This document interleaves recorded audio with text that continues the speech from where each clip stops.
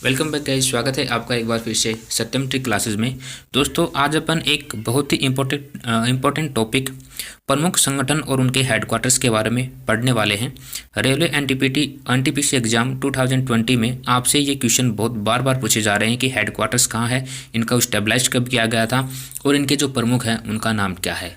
यहाँ से 3 क्वेश्चन आपको देखने को हर बार किसी न किसी शिफ्ट में ज़रूर मिल रहा है। किसी में आपसे हेडक्वार्टर पूछा जा रहा है तो किसी में आपसे उनके प्रमुख के बारे में पूछ रहे हैं, या फिर किसी में आपसे क्या पूछ रहे हैं, इनकी डेट के बारे में पूछ रहे हैं कि इनको कब स्टेबलाइज्ड किया गया था। तो आज की जो हमारी क्लास है इसके अंदर अपन सिर्फ और सिर्फ इनके हेडक्वार्टर्स के बारे में पढ़ेंगे। आने वाली 2 क्लासों में हम इनके डेट यानी कि इनके जो स्टेबलाइज्ड डेट है उनको प्लस इनके जो प्रमुख हैं उनको भी कवर करेंगे। यहाँ पर मैं आपको ट्रिक से इन चीज़ों को समझाने की कोशिश करूँगा। मुझे उम्मीद है कि आप ज़रूर समझेंगे।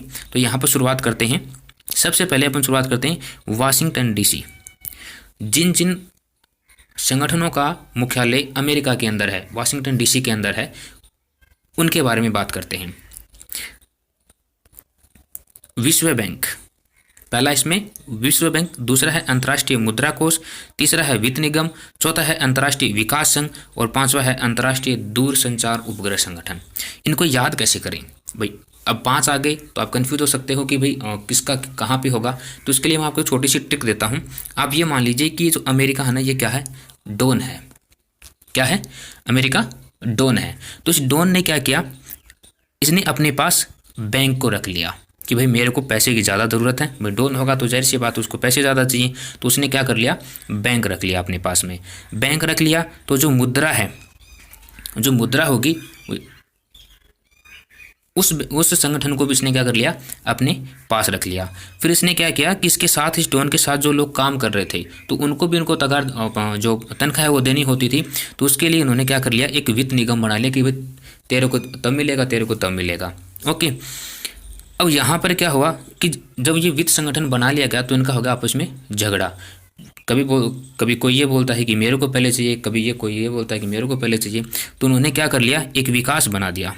मतलब एक तरीके से एक संस्था बना दी और उस संस्था का नाम क्या रख लिया, विकास रख लिया कि भाई 1 बाई 1 जिसका नंबर होगा उसके हिसाब से आपको वित्त जो है वो दे दिया जाएगा। और जैसे ही उन्होंने संस्था बनाई तो ये बात दूर दूर तक फैल गई। आप इस तरीके से इसको याद रख सकते हैं। मैं दोबारा रिपीट करता हूँ, अमेरिका को आप डॉन समझिए। डॉन को पैसे की ज़्यादा ज़रूरत है तो उसने बैंक अपने पास रख लिया। उस बैंक को जो पैसे उसके पास थे उसके लिए उसने क्या कर लिया, मुद्रा कोष को अपने पास रख लिया। मुद्रा कोष को रखने के बाद उसके जो कर्मचारी थे उनको वेतन देने के लिए उसने वित्त निगम बना लिया अपना खुद का। जैसे ही उसने वित्त निगम बनाया उसके बाद उसने क्या किया, झगड़ा होगा। झगड़ा होने के बाद उसने एक संघ बनाया जिसका नाम उसने रखा विकास। और ये जो विकास संघ जैसे ही बना तो ये बात जो है ये दूर दूर तक फैल गई। ठीक है, इस तरीके से आप वाशिंगटन डीसी के बारे में याद रख सकते हो। नेक्स्ट अपन पढ़ते हैं वियना के बारे में। जिनका हेडक्वार्टर्स वियना यानी ऑस्ट्रिया के अंदर है उनके बारे में। वियना को आप क्या समझना, वीरान कर देना, किसी चीज़ को ख़त्म कर देना। ठीक है, अब आप समझिए कि जब किसी समूह के ऊपर या जब किसी जगह पर परमाणु ऊर्जा यानी कि जब परमाणु विस्फोट होगा तो वो जगह वहाँ से क्या हो जाएगी, वीरान हो जाएगी। क्या हो जाएगी, वीरान हो जाएगी। इसी प्रकार अगर आपने पेट्रोलियम बम कहीं पे फोड़ दिया तो वो जगह भी क्या हो जाएगी, वीरान हो जाएगी। और आसपास के क्षेत्रों में अगर औद्योगिक हैं, उद्योग धंधे ज़्यादा हैं, मतलब जो हानिकारक प्रदूषण जो उत्पन्न करते हैं, तो वहाँ का जो उद्योग है वो भी क्या करेगा, अपने आसपास के इलाके को वीरान कर देता है। मतलब वो जो जगह है वो किसी काम की नहीं होती है। तो आप इन तीनों को इस तरीके से याद रख सकते हो। दोबारा बता रहा हूँ, परमाणु जहाँ गिरेगा वो जगह वहाँ पर वीरान हो जाएगी। पेट्रोल बम आपने फेंका तो वो जगह भी वीरान हो जाएगी। औद्योगिक नगर ऐसा जहाँ पर प्रदूषण ज़्यादा हो तो वहाँ पर वो जगह भी क्या हो जाएगी, वीरान हो जाएगी। ठीक है, अब बात कर लेते हैं जिनेवा स्विट्जरलैंड के बारे में। तो यहाँ पर अपन 7 से 8 संगठन के बारे में पढ़ेंगे जो मोस्ट इंपॉर्टेंट है। यहाँ से सवाल फंसने के ज़्यादा चांस है। देखिए, जिनेवा को आप ये समझ के चलिए कि आपके अंदर जान है।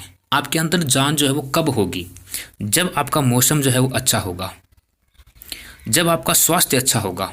अगर आपके पास मौसम अच्छा है तो आपका स्वास्थ्य अच्छा होगा, अगर आपका स्वास्थ्य अच्छा है तो आपके पास बुद्धि भी अच्छी होगी। अगर आपके पास बुद्धि अच्छी है तो आपको पता है कि अब तो मेहनत करनी पड़ेगी, बिना मेहनत के एग्ज़ाम नहीं निकलने वाला। तो आपने क्या किया, श्रम करना स्टार्ट किया। जैसे ही आपने श्रम करना स्टार्ट किया तो आपने सोचा कि यार साथ साथ में व्यापार भी कर लेता हूँ, तो आपने व्यापार करना स्टार्ट कर दिया।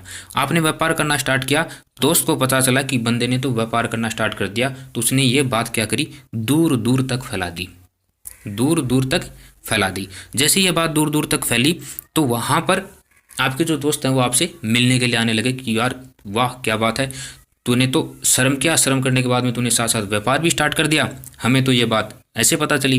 तो वो लोग उससे क्या करने के लिए आए, मिलने के लिए आने लगे। तो मिलने के लिए आने लगे तो उनके लिए बैठने की व्यवस्था की गई, यानी कि शरणार्थी संगठन जो है वो स्थापित किया गया।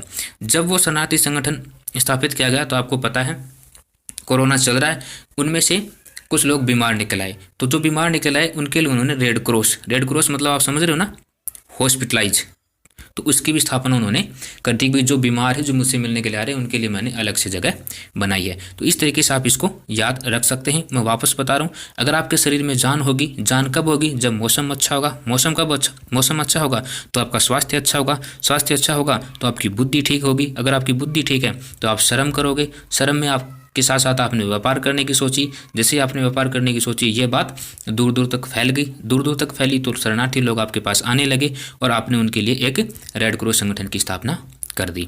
इसके अलावा कुछ और अन्य महत्वपूर्ण संगठन हैं, जैसे मैं बात करता हूँ आईसीसी। तो आईसीसी का जो मुख्यालय वो कहाँ है, दुबई के अंदर है। इसके अलावा बात करते हैं इंटरनेशनल ओलंपिक कमेटी यानी कि आईओसी का मुख्यालय जो वह है लोसेन।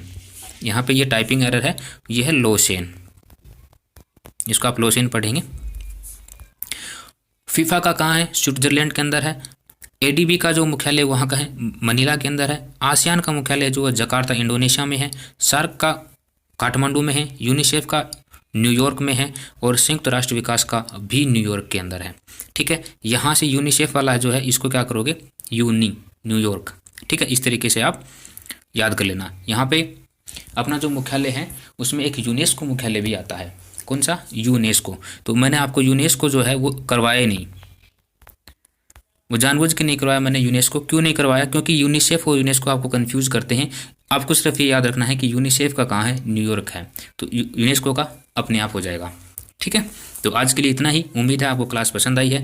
अगर आपको क्लास पसंद आई है तो अपने दोस्तों के साथ शेयर कीजिए, लाइक कीजिए, और अगर आपको ये टॉपिक पहले से आता है तो इन सभी की लिस्ट बना करके और कमेंट कर दीजिए, इससे आपका रिवीजन हो जाएगा। सो आज के लिए इतना ही। थैंक यू सो मच दोस्तों।